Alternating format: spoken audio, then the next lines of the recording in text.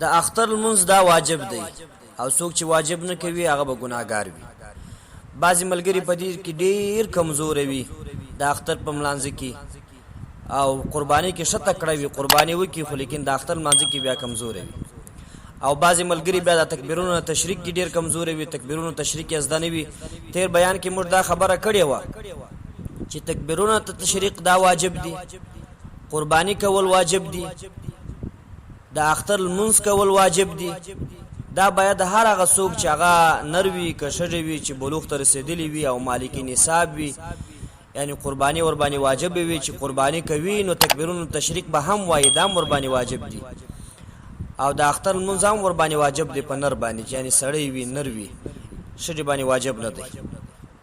نو په کار دا وي چې دا د اختر لمونځ داسې د اختر لمونځ وسي، دا واجب دی. څوک چې نه کوي هغه به ګناهګار وي. د اختر د لمانځه طریقه هغه په داسې طریقې سره ډېره اسانه طریقه ده. د اختر لمونځ 2 رکعاته دی او 2 رکعاته واجب دي، نیت د واجب وکړو. په داسې طریقې سره به وکړو کله چې امام ودرېدی شاته مقتدیان شاته پسې ودرېدل نو نیت به وکړي د 2 رکعاتو، یعنی په پښتو کې له موږ وایو چې نیت کوم د زه د خلاصه لمونځ کوم 2 رکعاته واجب د اختر لمانځه.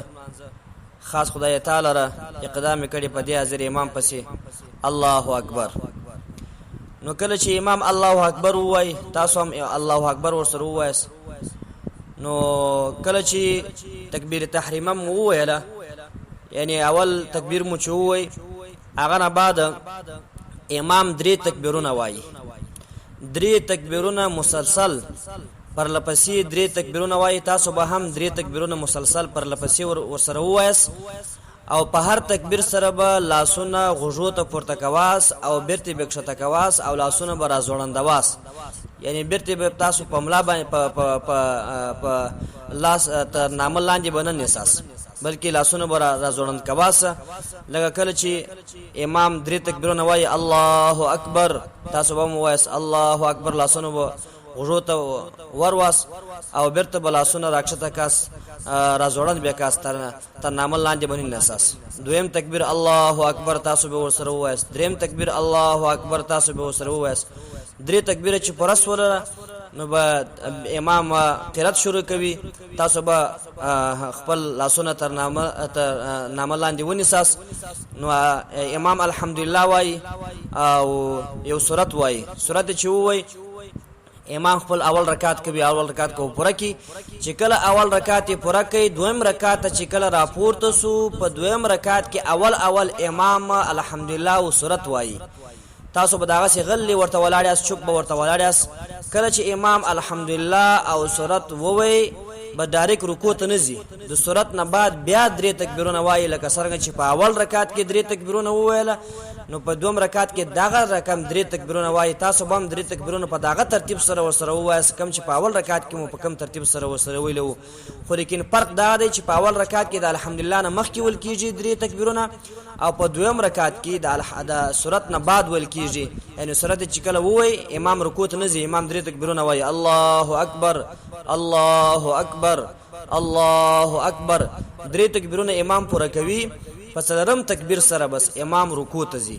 یعنی 3 تکبیرونه چې کله په ولاړه پوره کړله په 4م تکبیر به امام رکوع ته ولاړ سي. دغه رقم رکعت کوي کم چې اول رکعت یې کړی و. نو مطلب د خبرې دا دی، خلاصه د خبرې دا ده چې 2 رکعات چې کم دی واجب د اختر د ملانځه دا دغه رقم لمونځ دی. لکه څنګه چې موږ عام 2 رکعاته لمونځ چې کوو یا نفل یا فرض یا سنت چې کم 2 رکعاته کوو، خو لیکن 6 تکبیرونه پش کې اضافه دي. دغه 6 تکبیرونه به موږ وایو دا واجب دي. دا 6 تکبیرونه په څه ترتیب سره ویل کېږي ما درته وویل. په اول رکعت کې د الحمدلله نه مخکې ویل کېږي 3 تکبیرونه، لاسونه به غوږو ته وروړاس او بیرته به راځوړند ونیساس دغسې لاندې تر نامه به نه نیساس. او په 2م رکعت کې د سورت نه بعد امام 3 تکبیرونه وایي، تاسو به هم 3 تکبیرونه ورسره وایاست. او چې کله امام رکوع ته ولاړی په 4م تکبیر سره تاسو هم په 4م تکبیر سره رکوع ته ځاسه. کله چانه مثابت وره تکبیرونه پاتې سوله یا یو رکعت ځنې ولاړ یو رکعت ځنې تیر سو او دوی ورته راورسېدی، نو کله چې امام سلام وګرځوي دی ولاړ سي خپل هغه رقم چې کوم رکعت ځنې تیر سوی دی په هغه ترتیب سره دی خپل هغه رکعت پوره کی. یعنی تکبیرونه زوائد چې کوم تکبیرونه دي اضافه تکبیرونه هغه پښ کې وایي. نو دا ترتیب د چا دی د لمانځه دی. پاته د فضیلت نو د اختر لمانځه خو ډیر غټ فضیلت دی. رسول الله صلی الله علیه وسلم فرمایي کله چې د اختر لمونځ یو مسلمان وکي او بیا چې د لمانځه نه را روان سي نو ملائکه په لارو کې ورته ولاړي او ورته وایي چې الا ان ربکم قد غفر لكم فارجعوا راشدین الى رحالکم فهو يوم الجائزه. یعنی ملائکه به आवाज ورته کوي چې اے مسلمانانو خبردار خداوند متعال تاسو ته بخشش وکي، الله تاسو ته بخشش وکي او تاسو خوشاله وساسه او تاسو کامیاب اوسئ خپل کورو تر اساس.